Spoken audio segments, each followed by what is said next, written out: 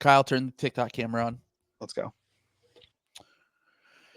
In a bad draft like this, I've been stewing on this one for a little bit. Okay.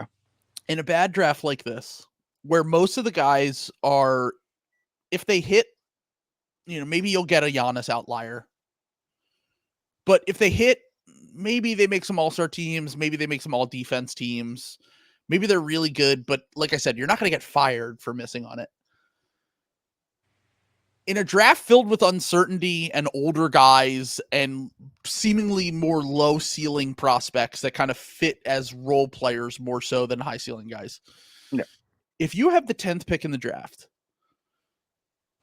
why wouldn't you take the guy who was just the best college player back-to-back years and was a BPM freak at 7'4", who has really good touch, is maybe not built for the modern NBA, but I'm sorry, if I'm missing on a guy, I feel fine missing on like the best college player in like 20 years.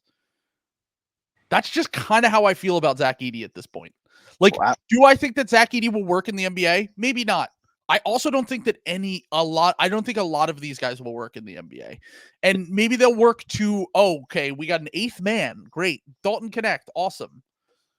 But like, I kind of think that Edey is being underrated and undervalued, and he's going to go a lot higher than we think, because in a draft like this, weird shit happens, and I'm fine taking the productive college guy who might have a question mark, but like Matt Powers talked about it on Chuck's podcast, and he was like, the league is built on outliers, dude.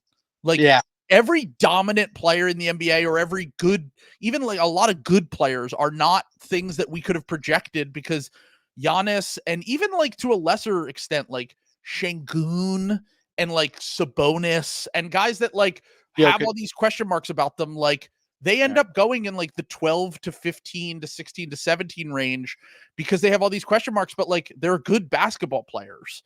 And like there's a chance that Edey's just massive and has enough skill to be like a good NBA player with maybe even a sliver of star upside. Yeah. I mean, I think if you're a team that needs a center, why not? Why not? I think it's a worthy risk at this point. Like, I just think this draft is like so filled with guys that are like 23 years old who, by the way, people love to do this every draft and say, whoa, we should stop undervaluing older players. And it's like, the reason why people do that is because they're further along in their development track. It's not to say that it's impossible for them to be good NBA players. It's to say they're probably closer to their ceiling, because outside of like Jimmy Butler, the majority of those guys never make all NBA teams. And if you're drafting in the lottery, you're drafting for all NBA talent. And like, if you're drafting like guys that I like in this draft, like Devin Carter and all those guys, they're all Tristan Da Silva, sure. Yeah. They might be good role players. Like, I think they're going to have 5-10 year NBA careers. They'll be like Jaime Jaquez, right? Like, yeah, sure. Yeah. Or even maybe not even as good as that. Maybe like Devin Carter's probably going to be like DeAnthony Melton. Like, awesome.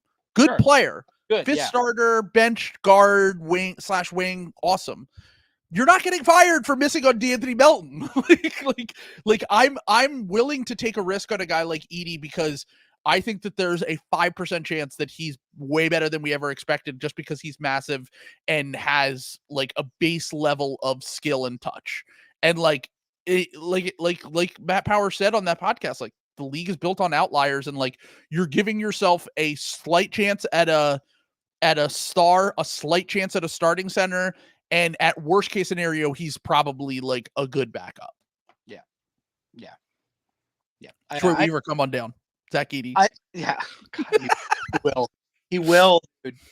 Like, Klingon, that would be a very Troy Weaver move, where it's like, oh well, you can't take Klingon, you can't take fucking Edey before Klingon. Let's go. Right now he's projected to go number 22 to the Phoenix Suns. The other guys in his range are Kevin McCullough, who's 23 years old. Devin Carter, who's the same age as Zach Edey, he's 22. Mm-hmm. Then you get a little bit further down, it's like Bogdan Bobby Clintman or Bobby Clintman, however you say his name. Johnny Furphy, Dayron Holmes, who I actually really like. My other guy that I like at the end of the first, beginning of the second, and I think is going to end up going closer to the lottery is Jalen Tyson. Oh yeah, no, He rules. So we're thinking the same thing. I think he's a lottery guy. Like I think he's going to be like one of the 10 best players in this draft. I want the Sixers to get him at 16 very badly. I either want to get a guy that was like a high prospect that kind of didn't really work out in college, like Isaiah Collier, or I want to get Jalen Tyson, who's like, I watch him and I'm like, he kind of reminds me of Chris Middleton a little bit. Like he's like 6'7", has really good touch, can handle the ball, was a 3-and-D guy at Texas Tech, and then came to Cal and was more on ball and showed like way more flashes. He's also only 21. Like, I don't know if he's ever going to be athletic enough to be like a guy in the NBA. That's always the risk with these Chris Middleton profiles, is that like Chris Middleton is like 100th percentile tough shot maker and touch guy. But even if you get a worse version of that player, like that's a playable, valuable player in the modern NBA. Yeah, absolutely.